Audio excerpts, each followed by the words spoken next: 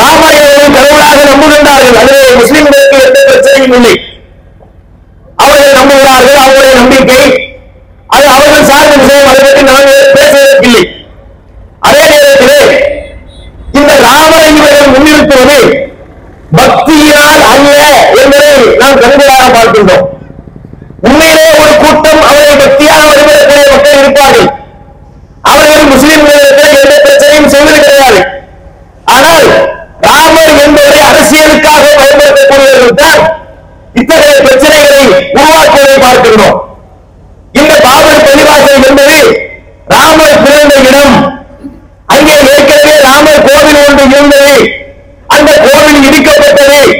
அங்குதான் பள்ளிவாசல் கட்டப்பட்டது என்று கதை இருக்கின்றார்களே, இதுக்கு ஏதேனும் ஆதாரம் வைத்திருந்தார்களா? நீங்கள் நெடிய காலங்கள் இந்த வழக்கு நீதிமன்றங்களில் நடந்தது, அயோத்தி நீதிமன்றத்தில் நடந்தது, அலகாபாத் உயர் நீதிமன்றத்தில் நடந்தது, உச்ச நீதிமன்றத்தில் நடந்தது. கடைசியிலே முஸ்லிம்களுடைய அந்த எண்ணங்களை எல்லாம் சிதறடிக்கக்கூடிய விதத்திலே முஸ்லிம்களுக்கு அந்த நிலம் சொந்தம் இல்லை என்று தீர்ப்பளித்தார்கள். அதெல்லாம் இருக்கட்டும். நான் கேட்கிறேன், இந்த தீர்ப்பு கொடுக்கப்பட்டது இது எந்த அடிப்படையிலே கொடுக்கப்பட்ட தீர்ப்பு நீங்க பார்க்கணும். இப்போ ஒரு நிலம் இருக்கின்றது. அந்த நிலத்தை இன்னொருத்தர் உரிமை கொண்டாடுகின்றார். அது ஒரு சிவில் வழக்காக மாறுகின்றது. நீதிமன்றத்தில் வழக்கு போகின்றது. அப்ப அரசாங்கம் எதை கேட்பார்கள்? சான்றிதழை கேட்பார்கள். உன்னிடத்திலே என்ன சான்று இருக்கிறது? இந்த கட்டிடம் உனக்கு சொந்தம், இந்த நிலம் உனக்கு சொந்தம், இந்த மனை உனக்கு சொந்தம் என்பதற்கு நீ என்ன டாக்குமெண்ட் வைத்திருக்கிறாய்? தாய்ப்பத்திரம் இருக்கிறதா? மூலப்பத்திரம் இருக்கிறதா? பட்டா இருக்கிறதா? என்று அதையெல்லாம் பார்த்துத்தானே ஒரு தீர்ப்பு வழங்குவார்கள். ஆனால் உச்ச நீதிமன்றம் வழங்கிய தீர்ப்பு ஒரு வினோதமான தீர்ப்பை வழங்கினார்கள். எப்படி வழங்கினார்கள்? இது அதிகமான மக்களுடைய நம்பிக்கையாக இருக்கிறது. எந்த சான்றுகளும் இல்லை. தொல்லியல் துறையிலே ஆய்வறிக்கையாக சொல்லப்பட்டது. அதை உச்ச நீதிமன்றம் ஏற்றுக்கொள்ளவும் இல்லை. இல்லை, அது நிரூபிக்கப்படவில்லை என்ற தீர்ப்பிலே சொன்னார்கள். அப்ப இங்க என்ன பார்க்கப்படுகிறது என்றால், அதிகமான மக்கள் ராமர் என்று பிறந்ததாக நம்பப்படுகிறது. எனவே அது இந்துக்களுக்குத்தான் சொந்தம், முஸ்லிம்களுக்கு கிடையாது என்று தீர்ப்பளிக்கின்றார்கள். இதெல்லாம் ஒரு பக்கம் இருக்கட்டும். நான் ஒரு கேள்வி கேட்கின்றேன். இந்த உரையை கவனிக்கக்கூடிய இந்த நண்பர்கள் நீங்கள் இருப்பீர்கள். உங்களிடத்திலே நான் வெளிப்படையாக கேட்கிறேன். இந்து சமுதாய மக்களிடத்திலே ராமர் என்பவர் தலைவராக பார்க்கப்படுகிறார். ராமரை பற்றி பிஜேபி அரசாங்கம் சொல்வதை விட, அத்வானி சொல்வதை விட, மோடி சொல்வதை விட, அமித்ஷா சொல்வதை விட, நட்டா சொல்வதை விட, முரளி மனோகர் ஜோஷி சொல்வதை விட, உமா பாரதி சொல்வதை விட, வினய் கட்டியார் சொல்வதை விட யார் சொல்வது ரொம்ப ஆத்தென்டிக்கா ஏற்றுக்கொள்ளப்பட வேண்டியது? ராமாயணத்தை இயற்றியவர்கள் சொல்வதை ஏற்றுக்கொள்ளப்பட வேண்டியது. ராமாயணத்தை இயற்றியது யார்? வால்மீகி. வடநாட்டிலே தமிழகத்திலே அதை நம்ம தமிழுக்கு தக்கவாறு கொண்டு வந்தவர் யார்? கம்பர் என்று சொல்லப்படக்கூடியவர். அப்ப கம்ப ராமாயணம் என்று ஒன்று எழுதப்படுகின்றது. இது வால்மீகி ராமாயணத்தில் உள்ள கருத்தை இவர் தமிழிலே தன்னுடைய அந்த இலக்கிய சாலை ஊற்றி கம்ப ராமாயணத்தை உருவாக்குகின்றார். இந்த கம்ப ராமாயணத்திலே இதற்கு ஆதாரம் உண்டா? அயோத்தியிலே இருக்கக்கூடிய இந்த இடத்தில் தான் ராமர் பிறந்தார் என்பதற்கு ஆதாரம் உண்டா? கிடையாது. சரி, ராமரை பற்றி என்ன உங்களுக்கு சொல்லப்பட்டிருக்கு? முஸ்லிம்களாக நாங்கள் நம்புறோமா இல்லையா என்பது வேறு. எங்களுடைய வழிகாட்டு நெறிமுறை திருமலை குரான் தான். எங்களுடைய கடவுள் ராமன் அல்ல, கிருஷ்ணன் அல்ல. எங்களுடைய கடவுள் ஒரே ஒரு இறைவன் தான். அந்த படைத்த அல்லாஹ் மட்டும்தான் எங்களின் இறைவன். அது உங்களுக்கு எந்த பிரச்சனையும் இல்லை. உங்கள் கடவுளை நாங்கள் ஏற்றுக்கொள்ளவில்லை, அதனால் நம்ம அடிச்சுக்க வேண்டிய அவசியம் இல்லை. எங்கள் இறைவனை நீங்கள் ஏற்றுக்கொள்ளாமல் இருக்கலாம். நாங்கள் உங்களை கட்டாயமும் வைக்கல. அவரவர் நம்பிக்கை அதற்கு உரியது. இஸ்லாமிய மார்க்கங்களே அழகாக சொன்னது, நக்கும் தீனுக்கும் வலிய தீன். உங்களுக்கு உங்களுடைய மார்க்கம், எங்களுக்கு எங்களுடைய மார்க்கம். அந்த பாதையில தான் முஸ்லிம்கள் பயணிக்கிறார்கள். என்ன கேட்கிறேன் என்றால், ராமரை பற்றி இந்து சமுதாய மக்கள் புரிந்து கொள்ள வேண்டும். ராமாயணத்திலே ராமனை பற்றி குறிப்பிடப்பட்டிருக்கின்றது. பிஜேபியின் சார்பிலே சங்பரிவார கும்பலின் சார்பிலே ஒரு தோற்றமாக காட்டப்படக்கூடிய ராமர் அப்படிப்பட்டவர் இல்லை என்று நான் பேசவில்லை, ராமாயணம் பேசுகிறது.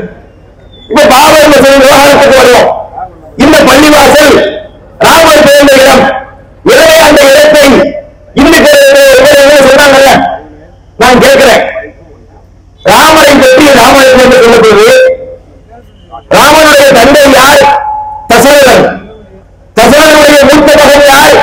கோசலை. அதாவது மூத்த மனைவியுடைய மகன் கோசலையுடைய மகன் ராமன்.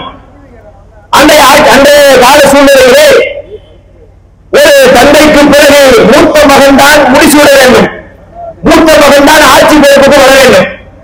ஆனால் என்ன நடக்கிறது? நான் ராமாயணத்தோட சம்பவத்தை சொல்றேன். நான் என்னதான் பிரச்சனை இல்லை. இப்போ ராமாயணத்தோட சம்பவத்தை தான் உங்களுக்கு சொல்றேன். பரதனுடைய தாய் கைகேயி அவள் என்ன செய்கிறாள்? ராமனை அரசாக விடக்கூடாது, லட்சுமணனை அரசாக விடக்கூடாது, நம்முடைய மகன் பரதன் தான் இந்த நாட்டை ஆள வேண்டும் என்று முடிவெடுத்து ஒரு சூழ்ச்சி செய்கிறாள். ராமனிடத்தில் அதை பற்றி பேசுகிறாள்.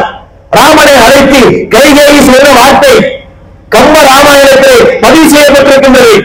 கைகேயி என்ன சொல்லுகின்றார்? ராமா, நீ கானகம் சென்று தாழ்விரு சடைகள் தாங்கி தாங்க அரும் தவம் மேற்கொண்டு பூலிடம் காணம் நன்னி புண்ணிய துறைகள் ஆடி 7 ஆண்டின் வா. இதான் கைகேயி அந்த ராமன் சொன்ன வார்த்தை. ராமா, நீ காட்டுக்கு போ, வனவாசத்துக்கு போ, அங்கு போய் நீ தவம் மேற்கொள். போயிட்டு எப்ப திருப்பி வரணும்? 7 ஆண்டுகள், அதாவது 14 ஆண்டுகளுக்கு பிறகுதான் நீ திருப்பி இங்கே திரும்பி வர வேண்டும் என்று சொல்கிறார். ஆனா ஆட்சி பொறுப்பு யாருக்கு உரியதா சொல்லப்படுது? ராமன் தான் ஆட்சி பொறுப்புக்கு வரணும். அப்ப ராமன் இல்லை, அதெல்லாம் முடியாது, என்னுடைய ஆட்சியை நான் தான் செய்வேன் என்று சொன்னானா? இல்லை. அவன் என்ன சொல்வதாக சொல்லப்படுது? என் பின்னவன் பெற்ற செல்வம் அடியேன் பெற்றதென்றோ, நான் ஆட்சி பண்ணா என்ன, என் தம்பி ஆட்சி பண்ணா என்ன, என் தம்பி ஆட்சி பண்ணட்டும், முன்னொரு கானகம் புறப்பட்டேன் இன்றைக்கே நான் காட்டுக்கு போறேன்னு சொல்லிட்டு தன்னுடைய அரச பதவியை தன் தம்பிக்கு விட்டு கொடுத்து விட்டு காட்டுக்கு சென்றார் வனவாசத்தை மேற்கொள்ள என்று உங்கள் ராமாயணம் பேசுகிறது. இப்ப இதை வைத்து நான் கேட்கிறேன், இப்படி ஒரு விட்டு கொடுக்கக்கூடிய மனப்பான்மை உள்ளவர் என்று உங்களுடைய ராமாயணத்தில் சொல்லப்பட்டிருக்கிறது. இந்த ராமர் இதை ஒத்துக்கொள்வார் செய்யுங்க. இந்த ராமர் தன்னுடைய பதவியை தன் தம்பிக்கு விட்டுக் கொடுத்தவர். இந்த பாபர் பள்ளியை பார்த்து நான் இங்கதான் பிறந்தேன், நான் இங்கதான் விட்டு வைப்பேன், எனக்கு இங்கதான் கோயில் கட்டணும் சொல்லுவாரா? இதை இடித்து விட்டு இங்கே நீங்கள் கோயில் கட்டுங்கள், பள்ளிவாசலாக எத்தனை ஆண்டுகள் முன்னால் பரவாயில்லை, அதை இடித்து விட்டுத்தான் கோயிலை கட்ட வேண்டும் என்று சொல்லி இருப்பாரா? உங்கள் மனதிலே கை வைத்து சொல்லுங்கள். அரசியல் புரிகிறதா? இது ராமர் என்கின்ற உண்மையான பக்தியினால் உருவாக்கப்பட்டது கிடையாது. இது அரசியலுக்காக உருவாக்கப்பட்ட ராமராக இருக்கின்றார் என்பதை நீங்கள் புரிந்து கொள்வதற்காகத்தான் நாங்கள் இதை சொல்கின்றோம். அப்ப எப்படி இந்த பாபர் மசூதி வந்தது? அன்றைய காலத்திலே மக்கள் தொழக்கூடிய முஸ்லிம்களை உருவாகி இருப்பார்கள். அங்கே அவர்கள் கோயில்களை கட்டினார்கள், பள்ளிவாசல்களை கட்டினார்கள், புதிதாக கோயில்களை அவர்கள் கட்டி கொடுத்தாங்களே தவிர முகலாய மன்னர்கள் கோயில்களை இடிக்க கிடையாது. இன்றைக்கும் கூட பல கோயில்கள் பாபர் இந்த நிலம் வட மாநிலங்கள் இருக்கு. அந்த கோயில்ல பாத்தீங்கன்னா செப்பு பட்டயங்கள் இருக்கின்றது. அந்த பட்டயத்தில் என்ன இருக்குது? இந்த நிலம் மன்னர் பாபரால் இந்து மக்கள் கோவில் கட்டுவதற்காக வழங்கப்பட்ட இடம் என்று பொறித்து வைத்திருக்கின்றார்கள். இப்படி இன்றைக்கு இந்து மக்களுக்கு கோவில் கட்டுவதற்கு நிலம் கொடுத்த பாபர் இதற்காக வேண்டி ஒரு கோயில் இழுத்து பள்ளிவாசலை கட்டுகின்றார். வாய்ப்பு கிடையாது. அப்ப இவர்கள் ஒரு மதவாதத்தை ஏற்படுத்த வேண்டும், மத துவேஷத்தை ஏற்படுத்த வேண்டும் என்கின்ற ஒரே ஒரு நோக்கத்திற்காகத்தான் இது தூக்கப்படுகிறது. கிடையாது. இந்த ராமர் கோவில் இல்லை என்றால், பாபர் மசூதி இல்லை என்றால் இந்த ஆட்சிக்கு வந்திருக்க மாட்டாங்க. இவர்கள் ஆட்சிக்கு வருவதற்கு ஒரு டாபிக் தேவைப்படுது, மக்களுக்கு பேசக்கூடிய ஒரு உணர்வு தேவைப்படுகிறது.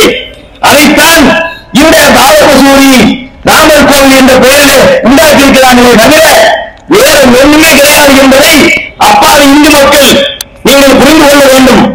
இந்த பிஜேபி அரசாங்கம் சங்பரிவார கூட்டங்கள் இஸ்லாமியர்களுக்கு மக்களுக்கும் எதிரி என்று நீங்கள் நினைத்து விடாதீர்கள். இவர்கள் ஒட்டுமொத்த இந்திய மக்களுக்கும் எதிரிகள் தான், ஒட்டுமொத்த இந்து மக்களுக்கும் எதிரிகள் தான். என்றைக்கு இந்த ஆட்சி வந்ததோ நீங்க அந்த தினத்தில் இருந்து பாருங்க. 2014 முன்னாடி காங்கிரஸ் ஆட்சி இருந்தது. அதுக்கு காங்கிரஸ் ஆட்சி கெட்டிக்கார ஆட்சி நான் சொல்ல மாட்டேன், அது வேறு, அது தனியா நம்ம பேசிக்குவோம். 2014 பிறகு ஆட்சிக்கு வந்தாங்கல்ல, அதுல இருந்து இன்னைக்கு வரைக்கும் பாருங்கள், எத்தனை மதக்கலவரங்கள், எத்தனை இனக்கலவரங்கள், எத்தனை கொலைகள், எத்தனை படுகொலைகள், எத்தனை திருட்டு, எல்லாத்தையும் எடுத்து பாருங்களேன். எல்லாமே தாறுமாறாக போய் கொண்டிருக்கிறது. விலைவாசி என்பது விண்ணை முட்டிக் கொண்டிருக்கின்றது. 400 ரூபாய்க்கு விற்கப்பட்ட சிலிண்டர் விலை 3 மடங்கு உயர்ந்து 1000 ரூபாய்க்கு மேல போயிருக்கிறது. இதுதான் பிஜேபியினுடைய சாதனை. பிஜேபியினுடைய சாதனை என்ன? சாதனை என்ன சொல்லவா? பிஜேபியின் சாதனை என்ன? அமைதியாக இருந்த ஊரில் கலவரத்தை உண்டாக்கியது, அண்ணன் தம்பிகளாக வாழ்ந்தவர்களை வெட்டி கொண்டு அடிக்க வைத்தது, ஊரில் விலைவாசியை உருவாக்கியது, விவசாயிகளை வஞ்சித்தது, எல்லாம் பாத்தீங்கன்னா அவங்க சாதனை எல்லாமே இப்படி வித்தியாசமான சாதனைகள் தான். நல்ல அடிப்படையில் உள்ள சாதனைகள் என்று நம்ம எதையுமே சொல்ல முடியாது. இப்படிப்பட்ட ஒரு ஆட்சி செய்வதற்கு இவர்களுக்கு ஒரு பேசுபொருள் தேவைப்படுகின்றது. அந்த நோக்கத்தில் தான் பாபர் கோவிலை இடித்தார்கள், அங்கே ஒரு கோயிலை கட்டி முடித்து விட்டார்கள். இப்ப ராமர் கோயில் கட்டுவோம் 2 வருஷமா போட்டு இழுத்து சவுமுட்டாய் மாதிரி இழுத்து ஒரு வழியா கட்டி முடிச்சாச்சு. அந்த ராமர் கோயிலுடைய திறப்பை ஒரு அரசியலாக்கி அங்க இங்க உள்ள சங்கிகள் எல்லாம் யார சங்கிகள் கரெக்டா தெரிஞ்சு நம்ம உள்ளத்துல செய்வதா இருப்போம், நல்ல மாதிரி இருப்போம். அந்த ராமர் கோயிலை கட்டி வைத்துக் கொண்டு அவங்க அழைச்சாங்க வாங்க. இங்க ஒரு கூட்டம் போச்சு. இந்த பட்டிமன்றத்தில் பேசக்கூடிய பேச்சாளர்கள், சமத்துவத்தை பேசக்கூடியவர்கள் பாரதி பாஸ்கர், ரஜினிகாந்த், சச்சின் டெண்டுல்கர், இன்னும் ஒரு முஸ்லிமத்து கூட்டம் போய் அங்க உட்கார்ந்தது. அப்பதான் நமக்கு தெரிஞ்சு ஒரு சங்கிகள் நிரந்தரியாக இருந்திருக்கிறோம். இத்தனை காலமாக அடையாளம் தெரியல, இன்னைக்கு தெரிகிறது என்று சொல்லப்படக்கூடிய அளவுக்கு அந்த மாதிரி அமர்ந்தார்கள். அது தனி விவகாரம். ராமர் கோயில் முடிஞ்சு போச்சுல, முடிந்ததற்கு பிறகு அதுவும் பாத்தீங்கன்னா அவசர அவசரமா இருக்கிறாங்க. அங்கே வேலைகள் இன்னும் முடிந்த பாடில்லை, இன்னும் செய்யப்பட வேண்டிய வேலைகள் இருக்கிறது. இருந்தாலும் ஏன் திறக்கப்படுதுன்னா தேர்தலுக்கு முன்னாடி திறந்தாத்தான் ஓட்டு போடலாம் என்கிற மனப்பால் பிடித்துக் கொண்டு அந்த வேலையை செஞ்சிருக்கிறாங்க. சரி, திறந்தாச்சு. இதுக்கு பிறகு ராமர் கோயிலை வச்சு பருப்பு விரைவாது, எனவே அடுத்த பிரச்சனைக்கு போவோம் என்ற நோக்கத்துலதான் இந்த கேரளாவி பள்ளியை கையில் எடுத்திருக்கின்றார்கள். நீங்கள் சிந்தித்து பாருங்கள், இவர்கள் எப்படிப்பட்ட ஒரு விஷம் நிறைந்த மனிதர்கள் என்று பாருங்கள். அண்ணன் நம்பியா நம்ம வாழ்றோம். தமிழ்நாட்டிலே மதவாதம் இருக்கின்றதா? இங்கே முட்டி மோதி பார்க்கின்றார்கள். தமிழகத்திலே எப்படியாவது காவல் வேண்டும் என்பதற்காக பல முயற்சிகளை செய்கின்றார்கள். நம்ம பிரதமர் செந்தமிழிலே பேசி பார்க்கின்றார். அந்த உடலை தான் பார்க்கிறேன். இந்த பொங்கல் வாழ்த்து, இனிய பொங்கல் நல்லா அழுத்துங்கள், எனக்கு போட்டு அழுத்துறது. இப்படி பேசினா தமிழ நீங்க ஓட்டு போட்டுருவீங்கல்ல. இப்படி அழகிய தமிழில், அதாவது பாரதியை விட கம்பனை விட மிகச்சிறந்த தமிழ்ல இருந்து பேசுறவங்க இல்லையா? அதுக்கு முன்னாடி கொஞ்ச நாளைக்கு முன்னாடி பேசுறார். ஒரு பாரதிதாசன் கவிதை ஒன்று படித்தார். இமயமலை எங்கள் மலையே அப்படின்னு பாட்டு ஆரம்பிக்கும். அதை சொல்ல வர்றார். அது அந்த டெலிகிராம்ல காட்டுது. அதை பார்த்து அந்த உச்சரிப்பு வராது, வராட்டி பேசாம அதை ஹிந்தியில பேசிட்டு போகலாம், இங்கிலீஷ்ல பேசிட்டு போகலாம், விட மாட்டாரு. இமயமலை அங்கல், இமயமலை அங்கலே பனைமலை என்ன ஆண்டியா நமக்கு ஒரு சந்தேகம் வருது. இப்படி என்ன தப்பும் தவறுமாக எதையாவது பேசி இந்த மக்கள் ஓட்டு போட போறாங்களா? கண்டிப்பாக கிடையாது. தமிழக மக்களை பொறுத்தவரை இறைவனுடைய மாபெரும் கிருபையினால் தென்னகத்தில் இருக்கக்கூடிய மக்களுக்கு இருக்கக்கூடிய புத்தி தெளிவு வடமாநிலத்தில் இருந்தவர்களுக்கு இல்லை. எனவேதான் அங்கு ஓட்டு போடுவாங்க. தமிழ்நாட்டுக்காரன் ஓட்டு போட மாட்டான், கேரளாக்காரன் ஓட்டு போட மாட்டான். அவர்களுக்கு இவர்கள் யார் என்பதை சரியாக அடையாளம் காண முடியும். ஏனென்று சொன்னால் அப்படிப்பட்ட ஒரு சமத்துவத்தை இறைவன் இங்கு இயற்கையிலே அமைத்திருக்கின்றான். நாம் எல்லாம் யார்? நாம் எல்லாம் பிற மக்களாக இருந்து முஸ்லீமாக வந்தவர்கள். நாங்கள் எல்லாம் 5 தலைமுறைக்கு முன்னாடி தேவர் சமுதாயத்தை சார்ந்தவர்கள். அந்த சமுதாயத்திலே வாழ்ந்தவர்கள். இஸ்லாமிய மார்க்கத்துடைய அறிவுரைகள் முன்னோர்களுக்கு கிடைத்தது. அவர்கள் இஸ்லாத்தை ஏற்றுக்கொண்டார்கள். நாங்கள் இஸ்லாமியர்களாக வாழ்கிறோம். அதுபோல உங்களுடைய முன்னோர்கள் செட்டியார்களாக, நாடார்களாக, முதலியார்களாக, இன்னும் பல சாதியை சார்ந்தவர்களாக இருந்திருப்பார்கள். பின்னாளிலே இஸ்லாத்தை ஏற்றுக்கொண்டோம். எப்படி ஏற்றுக்கொண்டோம்? இந்த வழிபாடு பிடித்திருக்கின்றது, இந்த இந்த இஸ்லாம் என்கின்ற அழகிய மார்க்கம் நம்முடைய முன்னோர்களை கவர்ந்திருக்கின்றது. இந்த மூட நம்பிக்கை கிடையாது. மனிதனை சமமாக நடத்துகின்றார்கள். நீதியாக இருக்கின்றது, நியாயமாக இருக்கின்றது. நபிகளாருடைய பொன்மொழிகள் அவருடைய உள்ளங்களை ஈர்த்திருக்கின்றது என்கின்ற காரணத்தினால் இஸ்லாத்தை ஏற்றார்களே தவிர இது கத்தியால் பரப்பப்பட்ட மார்க்கம் அல்ல. அது ஒரு பொய் சொல்றோம். இஸ்லாமிய மார்க்கம் என்பது கத்தியால் பரப்பப்பட்டது. கத்தியால் பரப்பப்பட்ட மார்க்கம் இஸ்லாம் அல்ல. இது நான் சொல்லவா? வட மாநிலங்களிலே ஜெய் ஸ்ரீராம் சொல்லு, இல்லாட்டி உடைய கொள்ளுவேன், இதற்கு மருத்துவ கட்டணம் ஆயத்தை வச்சு பரப்புறது. ஜார்க்கண்ட் மாநிலத்திலே தபேஸ் அன்சாரி என்கின்ற இளைஞன், புதிதாக திருமணமானவன், அவனை பிடித்து ஜெய் ஸ்ரீராம் சொல்லு என்று அவனை அடித்தே கொண்டார்களே. இவர்கள் நம்மை பார்த்து சொல்கின்றார்கள், இவங்க கத்தியை காட்டி மார்க்கத்தை பரப்புகின்றார்கள். இது எங்கள் மார்க்கம், எங்கள் உயிரை விட நாங்கள் மதிக்கக்கூடிய மார்க்கம். இந்த மார்க்கத்தை நாங்கள் கத்தியை காட்டினால் பின்பற்ற வேண்டிய அவசியம் இல்லை. கத்தியை பார்த்து இஸ்லாத்தை ஒருவன் ஏற்றிருந்தால் அந்த இஸ்லாமிய மார்க்கத்தில் அவனுக்கு ஒரு தீர்ப்பு இருக்காது. பெயருக்கு சொல்லிக்குவான். ஆனால் நாங்கள் அப்படி இல்லை. உண்மை முஸ்லிம்களாக நாம் வாழ நினைக்கின்றோம். திருமலை குர்ஆன் காட்டிய வழியிலே பயணிக்க நினைக்கின்றோம். நபிகள் நாயகம் போட்டு தந்த பாதையிலே நாம் வாழ வேண்டும் என்று முடிவு செய்து வாழ்ந்து கொண்டிருக்கின்றோம். இதை நீங்கள் தெளிவாக புரிந்து கொள்ள வேண்டும். நீங்கள் எங்களுடைய ஈமானோடு ஓசி பார்க்கின்றீர்கள். பள்ளிவாசலை தாக்கி, முஸ்லிம்களை தாக்கி, அவங்களுக்கு இடஒதுக்கீடு இல்லைன்னு சொல்லு, அவங்களுக்கு குடியுரிமை இல்லைன்னு சொல்லு, இப்படிப்பட்ட நெருக்கடிகளை கொடுத்து விட்டால் இந்த மக்கள் இஸ்லாத்தை விட்டு வெளியே போவார்கள் என்று நீ பகல் கனவு காண்கின்றாய். ஒன்றை தெரிந்து கொள், எங்கள் உடம்பில் இருந்து உயிர்கள் வடிந்தாலும் எங்களுடைய உள்ளத்தில் கொள்கை அறியாது. என்றைக்கு நாங்கள் இஸ்லாமியர்களாகத்தான் வாழ்வோம். எங்களுடைய ஈமானை அசைத்து பார்க்க முடியாது. இதை நாங்கள் இந்த கூட்டத்தின் வாயிலாக மிக தெளிவாக தெரிவிக்க ஆசைப்படுகின்றோம். எங்களுடைய உணர்வுகளை நீங்கள் புரிந்து கொள்ளுங்கள். நாங்கள் அற வழியிலே நியாயமான முறையில் தான் எங்களுடைய கோரிக்கைகளை முன்வைக்கிறோம். எங்களை அரசு வஞ்சிக்கின்றது. நீதிமன்றங்கள் கூட வஞ்சிக்கின்றார்கள். நீதிமன்றத்தினுடைய பல தீர்ப்புகள் ரொம்ப வியப்பூட்டக்கூடிய இடத்திலே அமைந்திருக்கின்றன. அப்சல் கூ என்று ஒருத்தர் இருந்தார். பாராளுமன்ற தாக்குதலில் ஈடுபட்டார் என்று சொல்லி அவருக்கு தண்டனை கொடுத்தார்கள். சரி, தண்டனை கொடுத்தார்கள், கொடுக்கட்டும். இவர்தான் இதை செய்தார் என்பதற்கு தகுந்த சாட்சிகள் ஆதாரங்களை முன்வைத்து அதை கொடுத்திருந்தா பரவாயில்லை. எந்த சாட்சியுமே இல்லை, ஏற்றுக்கொள்ளவும் இல்லை. கடைசியிலே ஒரு வார்த்தை சொன்னார்கள். ஒரு வார்த்தை சொல்லித்தான் அப்சல் குழுவுக்கு தூக்கு தண்டனை கொடுத்தார்கள். அது என்ன வார்த்தை தெரியுமா? கூட்டு மனசாட்சி. அது என்னடா? அது கூட்டு மனசாட்சி. கூட்டு நம்ம சாப்பிடும் போது பார்த்துருக்கோம், கூட்டு பொரியலாம் வந்து சாப்பிடுறோம். மனசாட்சியில என்ன கூட்டு அப்படின்னு கேட்டா, இந்தியாவில் வாழக்கூடிய பல மக்கள், கோடிக்கணக்கான மக்கள் ஒருவரை தூக்கிலே போட வேண்டும் என்று விரும்புகின்றார்கள். உலகத்திலே எந்த நாட்டிலாவது இப்படிப்பட்ட ஒரு சட்டம் இருக்குமா? சட்டத்தை விதி இருக்குமா? இந்தியாவுடைய ஒரு குற்றவியல் நீதிமன்றத்திலே அந்த சட்டங்களிலே இப்படி ஒரு வார்த்தை இருக்கின்றதால் மூலமாக இருக்கிறது.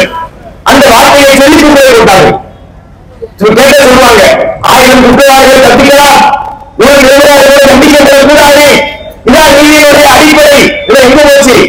எல்லாம் காப்போட போச்சு. நீதி நியாயம் என்பது இந்தியாவிலே செத்து போய்விட்டது. மனச்சார்பின்மை இல்லாமல் போய்விட்டது. இந்த நாட்டை ஒரு சுதந்திர நாடாக அறிவிக்கக்கூடிய நேரத்தில் சில ஆண்டுகள் கழித்து இதை குடியரசு நாடாக அறிவித்தார்கள். அந்த காலகட்டத்திலே சில அடிப்படைகளை நம்முடைய பெரியவர்கள் முன்வைத்தார்கள். அம்பேத்கரை போன்றவர்கள் அழகான சட்டங்களை கொண்டார்கள். என்ன கொடுத்தாங்க? ஜனநாயகம், மதச்சார்பின்மை, வேற்றுமையிலே ஒற்றுமை என்கின்ற போன்ற அடிப்படைகளை கொடுத்தால் இந்த தேசம் இயங்க வேண்டும். இந்தியா என்பது ஒரு பரந்துபட்ட நாடு. இங்கே பல மக்கள் வாழ்கின்றார்கள், பல மொழிகள் வாழ்கின்றார்கள், பல கலாச்சாரங்கள் உண்டு. இத்தனை மக்களும் அவர்களாக இருந்தால் ஒரு பொது சட்டம் என்பது சரிவராது. எனவே அவர்களுடைய உரிமைகளை புரிந்து கொண்டு அந்த வேற்றுமையில்தான் ஒற்றுமை இருக்க வேண்டும், ஜனநாயகம் இருக்க வேண்டும், மதச்சார்பு இருக்கக்கூடாது. இந்த வார்த்தையை கவனிக்கணும். இந்திய நாட்டிலே மதச்சார்பு இருக்கக்கூடாது. இது ஒரு செக்குலர் நேஷன், மதச்சார்பு இல்லாத நாடு என்று சொன்னார்கள்.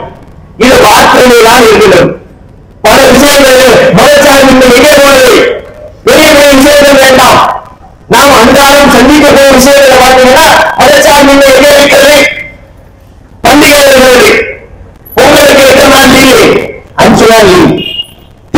எத்தனை நாள் லீவு?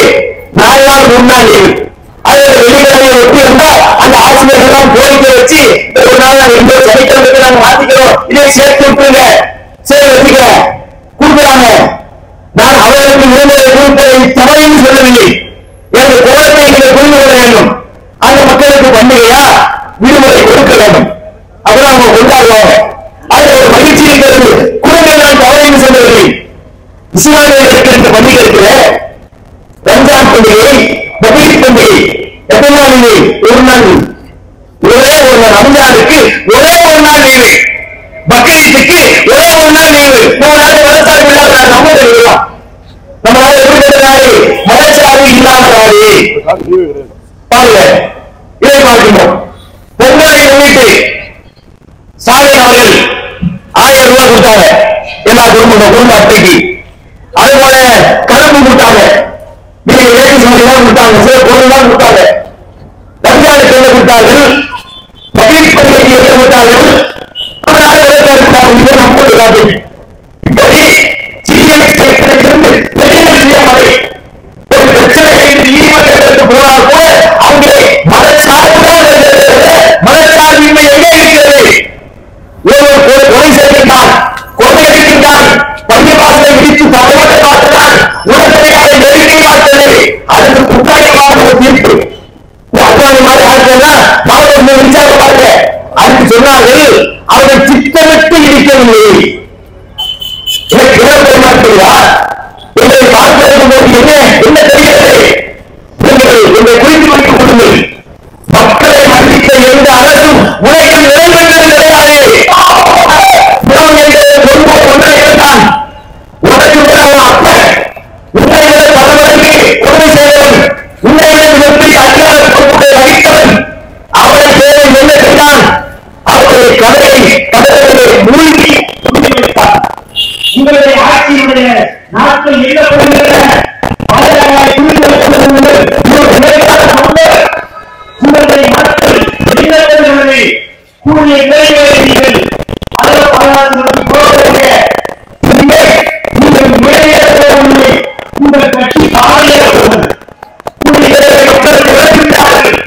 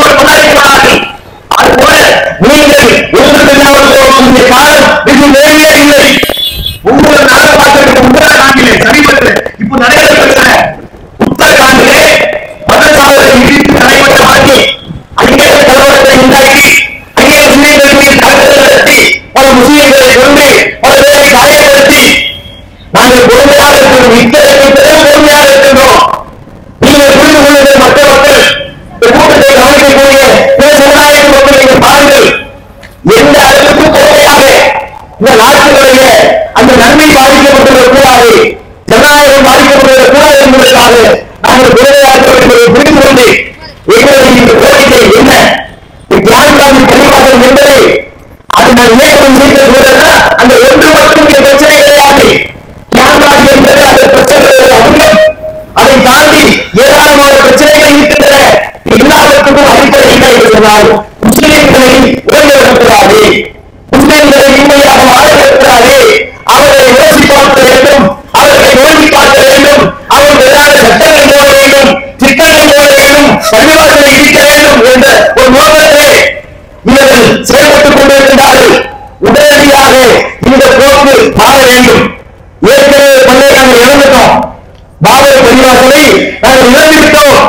ஆனால் தியாகராஜி பள்ளிவாசலை நாங்கள் இழக்க தயாராக இல்லை. இந்த ஒரு பள்ளிவாசல் என்பது முஸ்லிம்களுக்கு இலக்கு என்பது மிக மிக முக்கியமான ஒன்று. உணவர்கள் உயிரோடும் கலந்த ஒரு காரியம். எனவே அதை பிறகு அபகரிப்பதற்கு நாங்கள் ஒரு காலம் கேட்டுக்கொள்ள மாட்டோம். தியாகராஜி பள்ளியை நாங்கள் மீட்டு தீர்க்க வேண்டும் என்பதை நல்ல இறைவன் எங்களுக்கு தெரிவிப்பான்.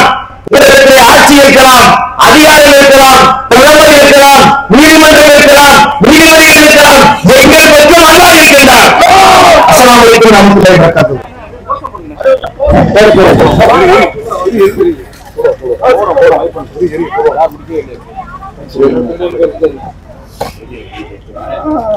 அடுத்ததாக கோஷம் மாவட்ட துணை செயலாளர் சேகர் அவர்கள்.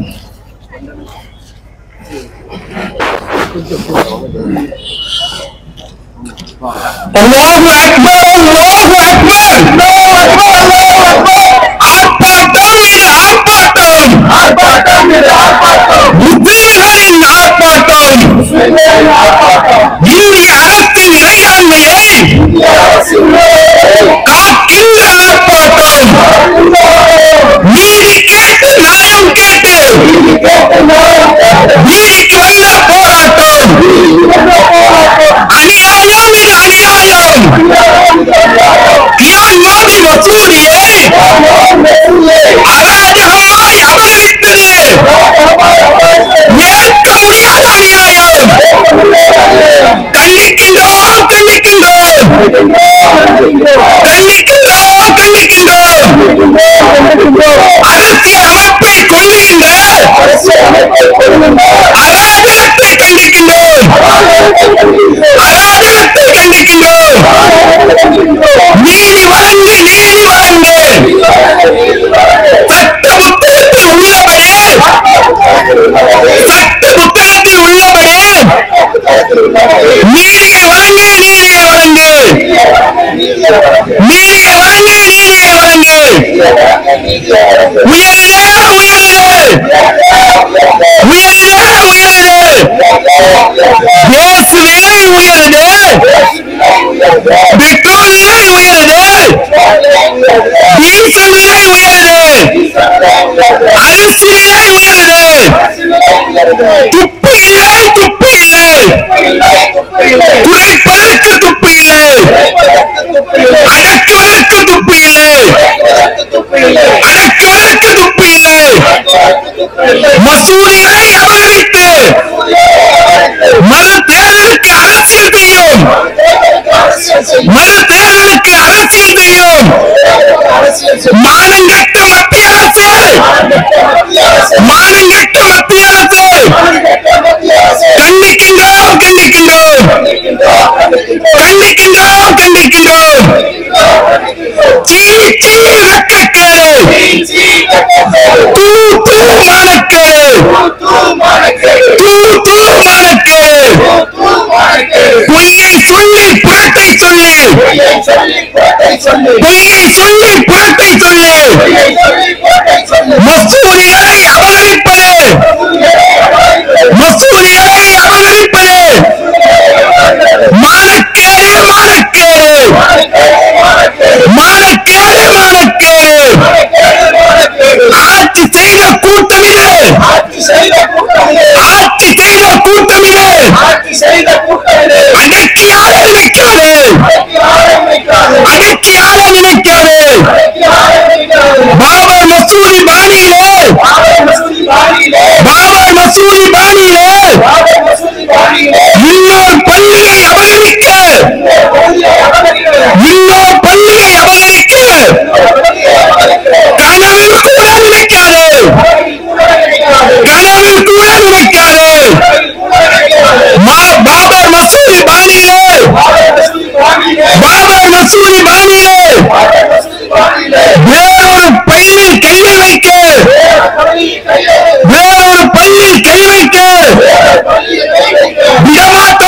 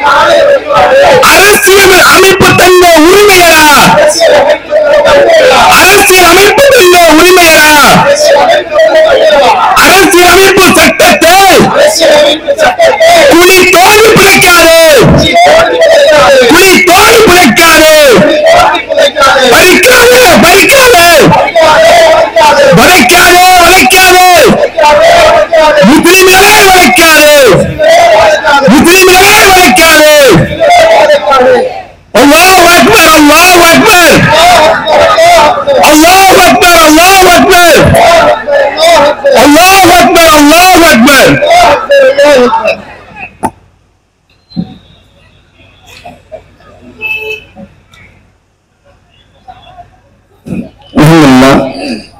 இறுதியாக நன்றி உரை மாவட்ட பொருளாளர் சகோதரர் அப்துல்.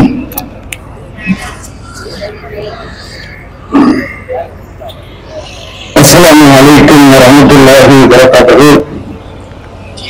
பல்வேறு மதத்துடைய பல்வேறு கொள்கையுடைய பல்வேறு கலாச்சாரம் உடைய நம்முடைய நாட்டிலே அண்ணன் தம்பிகளாக நாமல் மச்சான்களாக ஒற்றுமையோடு வாழக்கூடிய நம்முடைய இந்திய நாட்டிலே அதை சீர்குலைக்கும் விதமாக சங்கு பரிவார் கூட்டங்கள் என்ன செய்து வழிபாட்டு தலங்களை குறிவைப்பதை நாம் பார்க்கிறோம். இந்திய நாட்டிலே வழிபாட்டு தலங்களுக்கு பாதுகாப்பு இல்லாத ஒரு அசாதாரண சூழ்நிலை நிலவக்கூடிய நேரத்தில் இந்திய அரசியலமைப்பு சட்டம் வழங்கக்கூடிய அந்த உரிமையின் காரணத்தால் இந்தியாவில் உள்ள அனைத்து வழிபாட்டு தலங்களுக்கும் பாதுகாப்பு வழங்குவதற்கு நீதிமன்றங்கள் உறுதி செய்ய வேண்டும் என்ற கோரிக்கையை முன்வைத்து தமிழ்நாடு தௌஹீத் ஜமாத் தஞ்சை தெற்கு மாவட்டத்தின் சார்பாக ஏற்பாடு செய்யப்பட்ட இந்த ஆர்ப்பாட்டத்திற்கு வருகை தந்த கிளை நிர்வாகிகள், பொதுமக்கள், ஆதரவாளர்கள், இந்த ஆர்ப்பாட்டத்திற்கு ஒளிவலை அமைப்பு தந்த மீனம் நிர்வாகத்தினர், கேமராமேன், இந்த ஆர்ப்பாட்டத்திற்கு அனுமதி தந்த காவல்துறை நண்பர்கள், உளவுத்துறை, பத்திரிகை துறை நண்பர்கள், மாநில நிர்வாகிகள், மாவட்ட நிர்வாகிகள், தொண்டர் அணியினர், மாற்று மத சகோதர சகோதரிகள் அனைவர்களுக்கும் தமிழ்நாடு தௌஹீத் ஜமாத் தஞ்சை தெற்கு மாவட்டத்தின் சார்பாகவும் தமிழ்நாடு தௌஹீத் ஜமாத் தஞ்சை மாநகர கிளையின் சார்பாகவும் நன்றியினை தெரிவித்துக் கொள்கிறோம். ஜஸாக்குமுல்லாஹ் ஹைரா. இந்த கூட்டத்தை சிறப்பான முறையில் நடத்தி தந்த எல்லாம் வல்ல அல்லாஹுவுக்கும் நன்றியை தெரிவித்துக் கொண்டு இந்த ஆர்ப்பாட்டத்தை இதனுடன் முடித்துக் கொள்ளக்கூடிய நேரம் வந்துவிட்டது. சுப்ஹானக்கல்லாஹும்ம வ பிஹம்திக அஷ்ஹது அல்லா இலாஹ இல்லா அன்த அஸ்தக்ஃபிருக வ அத்தூபு இலைக். அஸ்ஸலாமு அலைக்கும் வரஹ்மத்துல்லாஹி. Subscribe to Creativity channel, do like, share, comment and click the notification bell so that you will be notified every time we post a new video.